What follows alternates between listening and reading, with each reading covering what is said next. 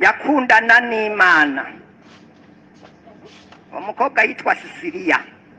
Mu myaka yaheze abandi urunganwe rwiwe rurarongorwa ruraheza Sisiriya. Urunganwe rwiwe ruragenda, urundi ruragenda, basaza we bate pasitori wugaye urusengero. Ati nagugaye. We uri pasitori mukuru kwishuri, we ntukiri na mwarimu. Nyina ati uwo niwe umunsi mubi urabaho. Nawe yari yarasenze Sisiriya, yari yarasenze Imana. Ati je ndafise Imana nizeye nintarongorwa nzoja mwijuru. Uwo Sisiriya imyaka irahera, bati wugaye urusengero waharuye ishikanwa. Reka ndabivuge buhoro buhoro. Akamuko umuhungu nguyu Musa yihereje amashuri y'14 mugabo akundana n'Imana, atangura kugira umugambi wo gusengera urugo. Imana iti reka sigaho ndamuguhaye. Nawe ati amina. Urugo ati muri korale yaka umuntu ejo azotera korasi kuwa Mungu unyaruka uzinduka niwe. Nawe ati naho hari abo bari bahejeje nyuma yiwe yarabazi uwo muhungu.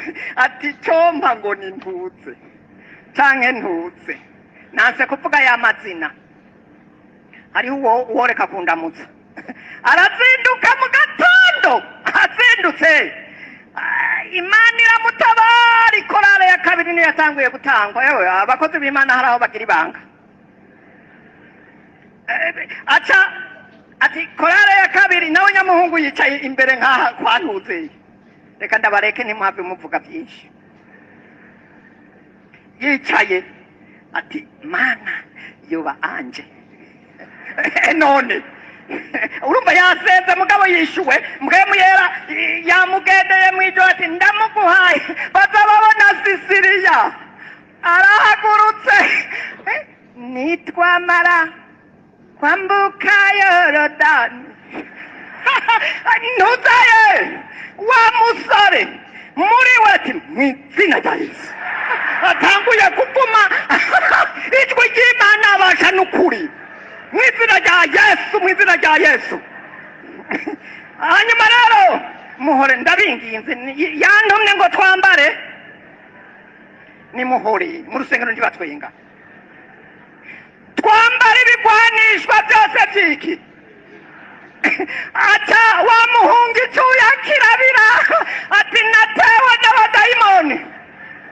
Aca aravumbuka nyamuhungu ikorasi Sisiriya nawe ariko arayitera. Wa muhungu aritaye ati naratewe n'abadayimoni. Aratasha. Imana iti taha mugabo turafatana pe. Ariruka ashitse muhira kura ishati.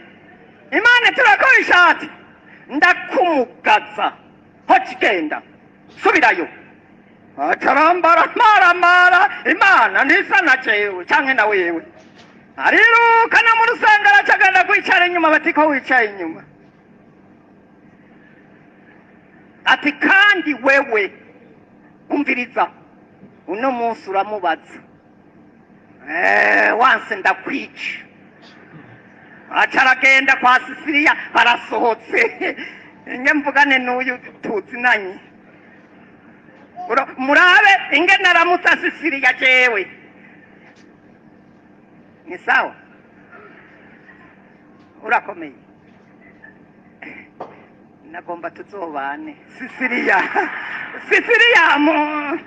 Sisiriya ati mw'izina rya Yesu. Wa muhungu baratasheka ati amina.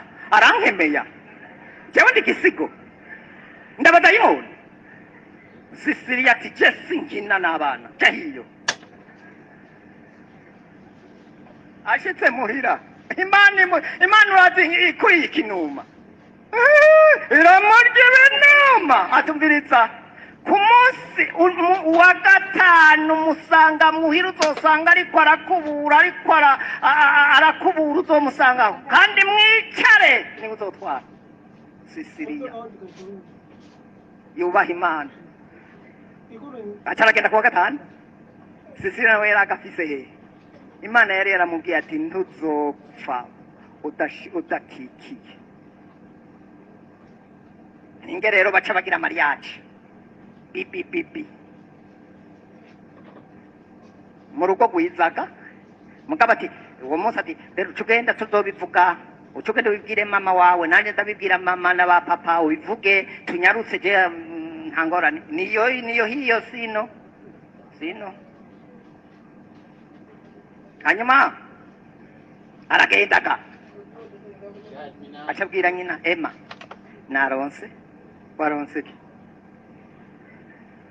waronse ki umufiyanse ati wewe waronse umufiyanse ateko naronse kandi narasenze ninde gada uramuzima muze twambare basha ibigwanishwe iminsi ni mibi ati ni kwanaka nyina ati subiramo twumve ni kwande kwanaka ntawutsi ni warushikamwo nimba zoba nyoko bukwe n'igitundu ati nzorubamwo ndafise ibigwanisho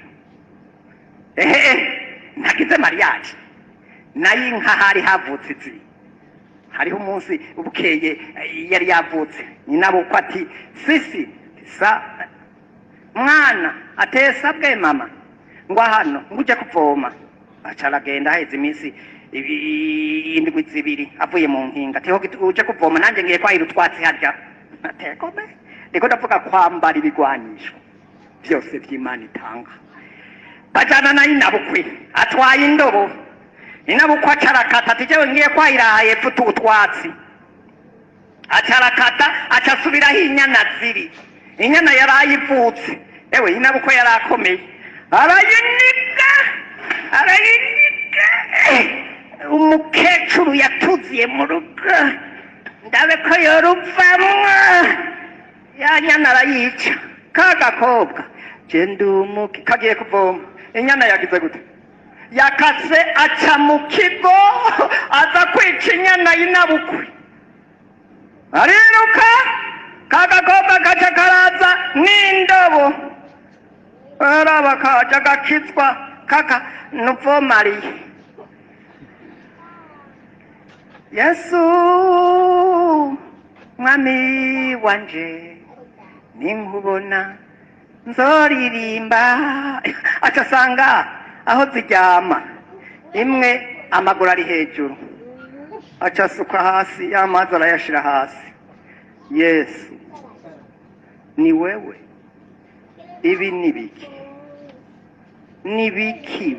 acarapfukama arasenga arayubararako arubararako yanyana Yesu ntabara Yesu inabukwe acazana ubwatsi murantunga ngomba mvuge nka ruguru ugwambukwe acasanga aho sisi yari washanowe ni Yesu kagakobwa kaguma kuri ya nyana wari umunsi mwiza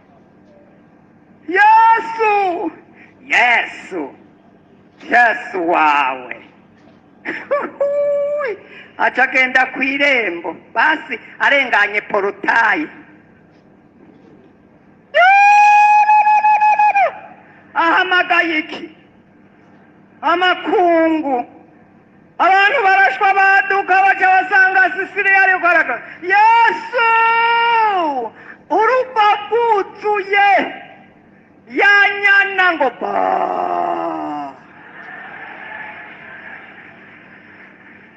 yanyanira irabira ikirabyuka Sisiriya acafata amazi araziha abantu bari ngaho mu rugo, araziha araheza. Yari afise ambasade yiwe, aca yiruka gushima Imana.